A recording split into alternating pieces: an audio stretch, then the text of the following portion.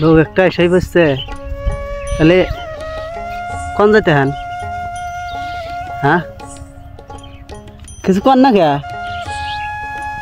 কিছুই কয় না যাইতে আছেন কনে আগে হেঁটে কন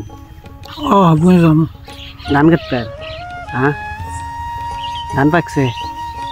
আজকে প্রথম কাটতে হেন নাকি না কালকে প্রথম কাটছি কাল্লা কাটছেন কাটা শুরু করলেন সবাই যাই যান কাটেন গা ছবি তুললা হ্যাঁ বিকেলে দেখতেন যে আপনি টিভির দেখাই দেখে চড়া ধরে খালি ধান আর ধান ওই না বাবা দাম করতে হবে কালকে একটা বাবা কাটছি